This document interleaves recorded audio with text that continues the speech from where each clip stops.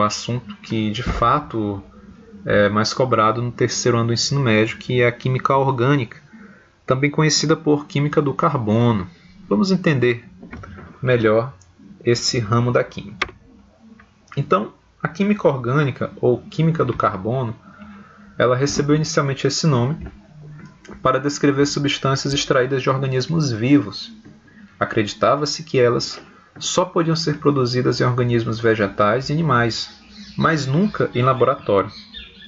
Tal teoria era defendida pelo cientista Berzelius. Então, mais precisamente, Jöns Jacob Berzelius. Ele foi o responsável pela criação da teoria da força vital. Então, para ele, todo organismo vivo ele tinha o quê? Ele tinha uma força interior. E um composto orgânico, um composto para ser considerado orgânico, ele tinha que ser derivado, tinha que ser proveniente, tinha que ter origem de um organismo vivo. Então, para Berzelius, para que existisse um composto orgânico, antes ele devia ter origem de um organismo vivo. Tá? No entanto, em 1828, o cientista Friedrich Wöhler ele produziu pela primeira vez uma substância orgânica em laboratório, que era a ureia, de fórmula NH2,2CO. Então, a ureia ela já existia. Era uma substância orgânica que já tinha sido identificada.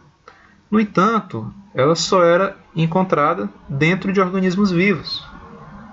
Friedrich Wöhler consegue sintetizá-la, produzi-la dentro de um laboratório.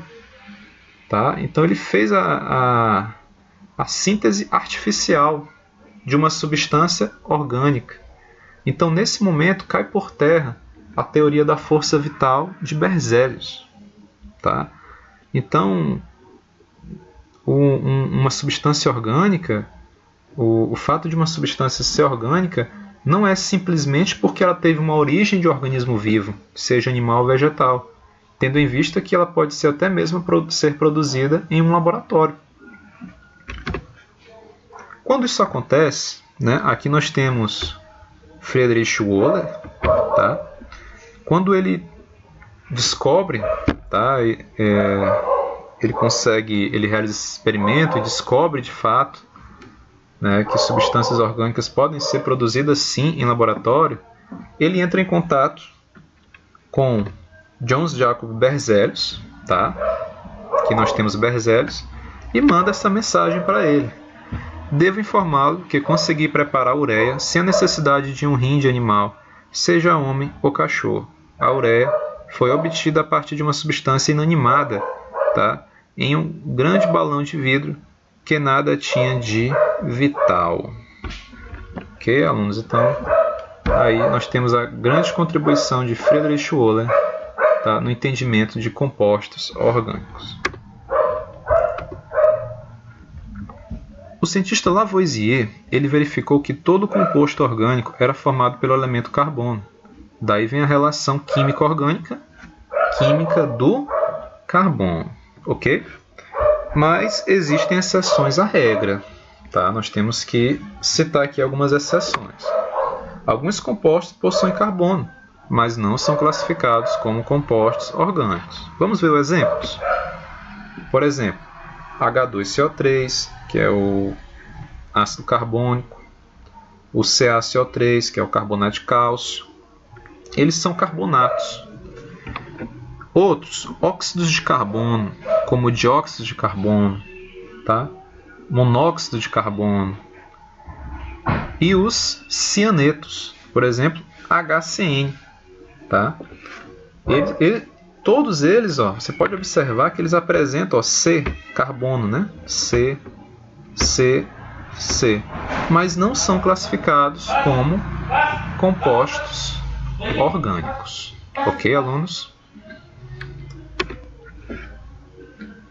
Então, como a química orgânica ela estuda a química do carbono, nós vamos agora analisar algumas características que são próprias do carbono. E para isso, nós temos que estudar os postulados de Kekulé. Então, o primeiro postulado diz que o átomo de carbono é tetravalente. Então, pela etimologia aqui da palavra, tá, gente? Tetra vem de 4 e valente aqui nós vamos interpretar como referente à ligação, a tendência de fazer ligações. Tá? Então, quando eu digo que o átomo de carbono é tetravalente, significa dizer que ele tem a propriedade de formar 4 ligações. Tá? Ele tem a tendência, ele vai realizar um total de 4 ligações. Então, de forma ilustrativa, seria isso, né? Nós temos o átomo de carbono e ele tem a capacidade de fazer 4 ligações. Ok? Então, esse é o primeiro postulado de Kekulé. O segundo postulado de Kekulé, ele afirma que as 4 unidades de valência do carbono são iguais entre si, né? Então, esse postulado ele pode ser, né, interpretado, tá, quando você trabalha uma mesma molécula orgânica. Um determinado átomo ligado ao carbono, ele pode ocupar qualquer uma das 4 posições, tá? Mas mesmo ele ocupando qualquer uma das 4 posições, a molécula orgânica continua sendo a mesma. Então vamos ver também aqui um exemplo ilustrativo disso. Então, ó, note que aqui eu tenho uma molécula onde ela tem um átomo de carbono, 3 átomos de hidrogênio e um átomo de cloro. Vamos supor que esse cloro que está aqui, ora ele venha para cá e ora ele esteja aqui e finalmente ele esteja nessa posição. A molécula mudou? Se você observar em cada um dos 4 exemplos, você sempre vai ter um total de 3 átomos de hidrogênio, um átomo de carbono e um átomo de cloro. Então a posição aqui, ó, a alteração da posição do cloro, né, não alterou a molécula orgânica, ela continua sendo a mesma. Tá? Então isso era o que quis dizer o segundo postulado de Kekulé. Tá? As 4 unidades de valência, as 4 ligações do carbono, elas são iguais entre si, mas nesse contexto aqui. Tá? Você tem que interpretar esse postulado com base nesse contexto aqui. Tá? Certo? Você tem uma mesma molécula orgânica e por mais que determinado átomo ele altere a sua posição, a molécula ela vai continuar sendo a mesma. Tá? Então você tem que conhecer simplesmente qual a fórmula química da molécula. Tá? No caso aqui é CH3Cl.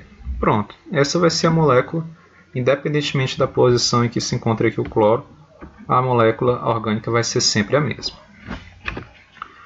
Postulado de Kekulé, o terceiro e último postulado, e eu costumo afirmar que esse postulado é um dos mais importantes, tá? Que explica melhor, né, a abrangência, o número tão elevado de compostos orgânicos existentes atualmente. Tá? Então, o terceiro postulado ele afirma que os átomos de carbono ligam-se entre si formando estruturas estáveis, denominadas cadeias carbônicas. Tá? Então, nós vimos lá no primeiro postulado que o átomo de carbono é tetravalente, ele faz um total de 4 ligações. E o terceiro postulado, ele diz que ele ainda faz o quê? Tem a tendência de formar cadeias carbônicas. Né? Então, ele vai se ligando. Tá? Olha aí. Um átomo de carbono se liga a outro e a outro. Esse se liga a 4, outro se liga a mais um se liga a 3, e aí sucessivamente. Tá? Então, aqui nós temos um exemplo de cadeias carbônicas. Né? Então, os átomos têm essa tendência em formar cadeia, em se ligar com os outros átomos de carbono. Tá? Devido a essa propriedade, tá, em formar cadeias carbônicas, atualmente são conhecidos 19 milhões de compostos orgânicos e por isso existe um ramo da química destinado apenas para o estudo desses compostos, a química orgânica. Então, existe a química orgânica, existe a química inorgânica. tá? Mas os compostos mais abundantes, em maior quantidade, são os compostos orgânicos, tá? Então, devido a esse número tão elevado, a propriedades únicas dos compostos orgânicos, foi necessária a criação da química orgânica. Então, alunos, essa foi a nossa aula, tá? Próximas aulas daremos continuidade à química do carbono. Então, boa tarde a todos e bons estudos.